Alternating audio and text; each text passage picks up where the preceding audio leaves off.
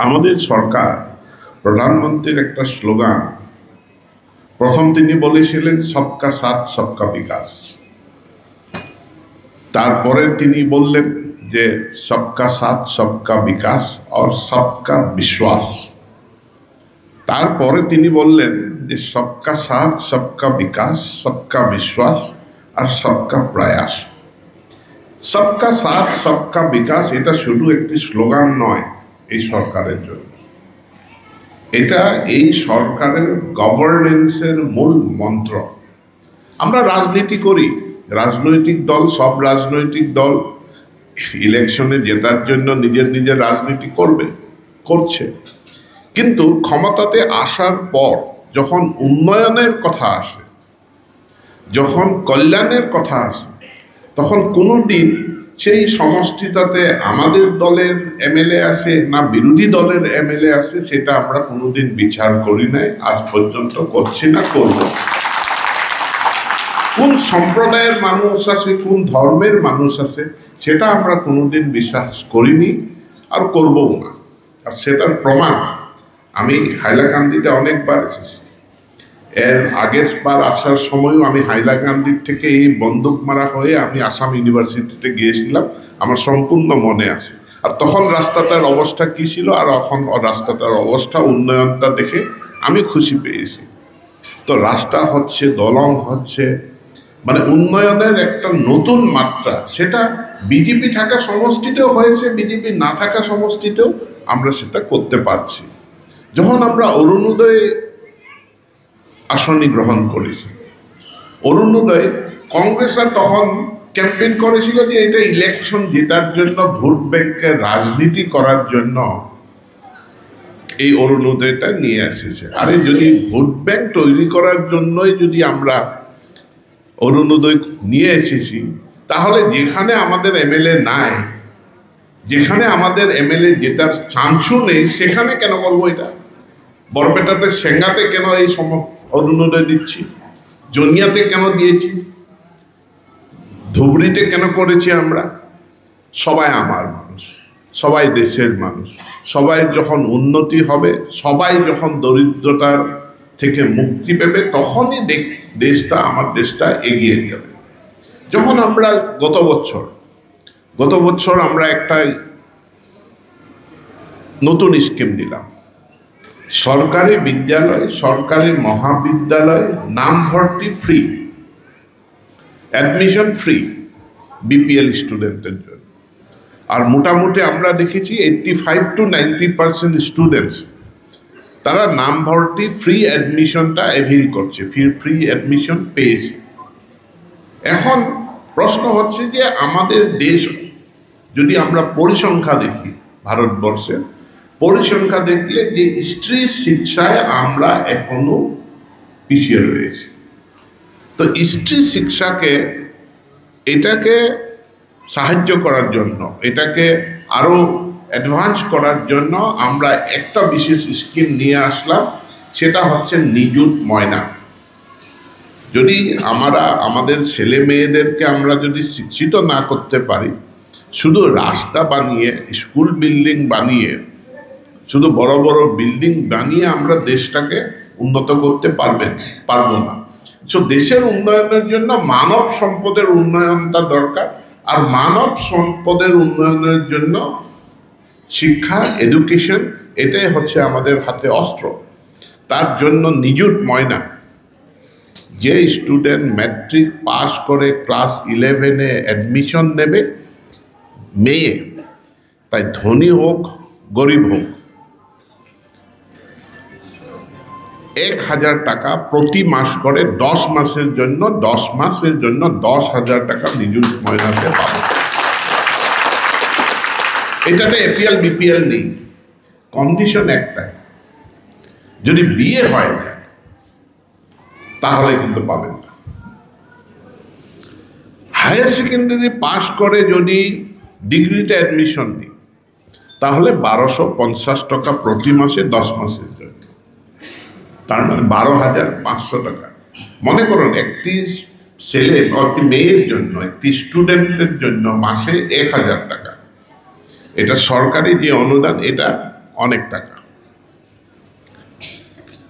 যদি কন্ডিশন আবার একটাই যে ডিগ্রিতে 4 বছর এখন পড়তে লাগে, তো 4 বছর 10 মাসের জন্য প্রতি মাস 1250 টাকা করে মেয়েতে পাবেন।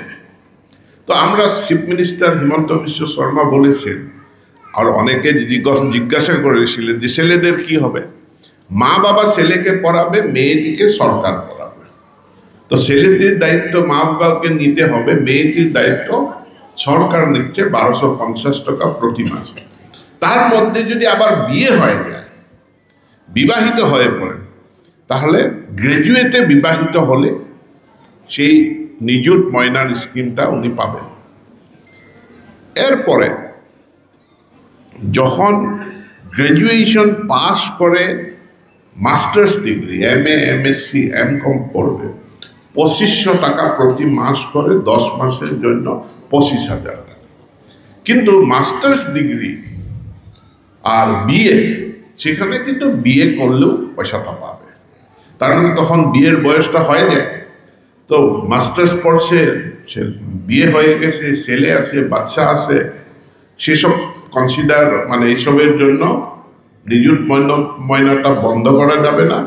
তখন বিয়ে করা মেয়েরাও পোস্ট গ্রাজুয়েট লেভেলে married girls will also get 2500।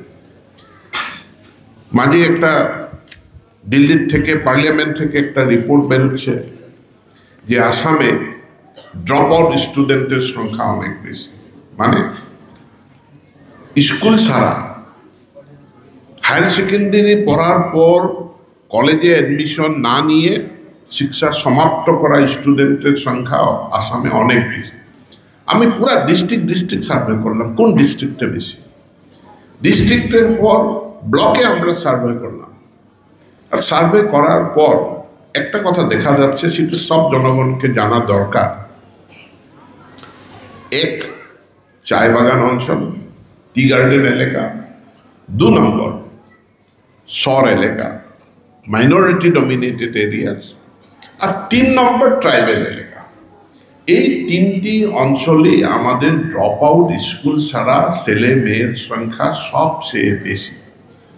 তো এটাকে সমাধান করার জন্য 1 নম্বর পদক্ষেপ, ছেলে মেয়েরা যাতে স্কুল আসে, মিড ডে মিল আমরা একটুকু পয়সা টি গার্ডেন এলাকা, মাইনরিটি এলাকাতে আমি পয়সা বেশি, স্কুলকে বেশি দিই, যাতে ভালো মিড ডে মিল আমার ছেলে মেয়েরা পেতে সম্ভব হয়।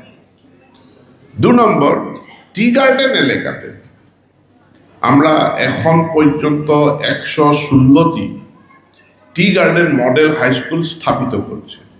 আর টি গার্ডেন মডেল স্কুলগুলিতে ছাত্রছাত্রীর সংখ্যা মানে 1 বছরের মধ্যেই অনেক বেড়ে গেছে। এই হাইলাকান্দিতে এরকম উদাহরণ আছে যে এখন একটি টি গার্ডেন মডেল হাই স্কুলের ছাত্রছাত্রীর সংখ্যা 800 পর্যন্ত হয়ে গেছে।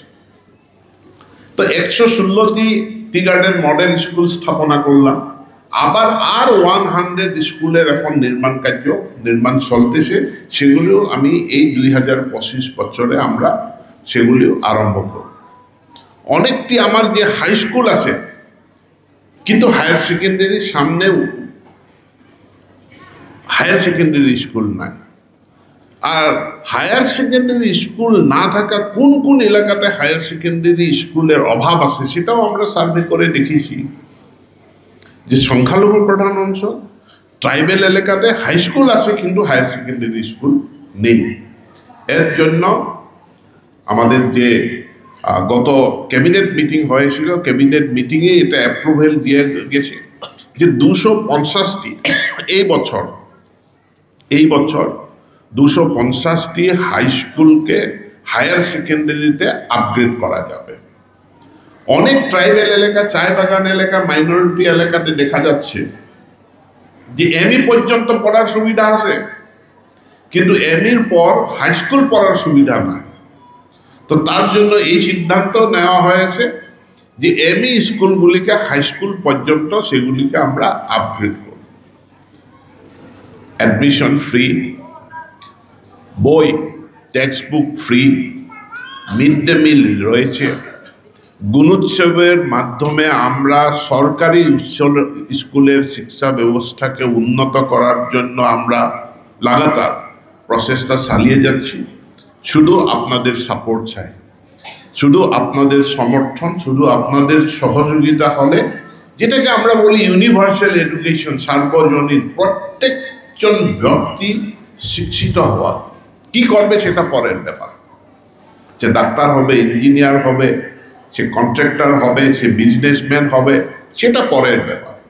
কিন্তু প্রত্যেকজন ব্যক্তি, প্রত্যেকজন নাগরিক এডুকেটেড হওয়া দরকার। আর তার জন্য আমরা এক সমগ্র শিক্ষা মিশন চালাচ্ছি। এই যে আমার মিশন, সবার জন্য শিক্ষা, সবাই শিক্ষিত হোক, সবার জন্য স্কিম নেওয়া হচ্ছে। এটার জন্য আপনাদের সম্পূর্ণ সহায় সহযোগিতা কামনা করে আরেকবার এই বন্দুকমারার হাইলাকান্দির সব নাগরিককে আজকের এই শুভ দিনে এই স্কুলটা উদ্বোধন করার অভিনন্দন জানিয়ে আমি আমার বক্তব্য সেখানে সমাপ্ত করছি।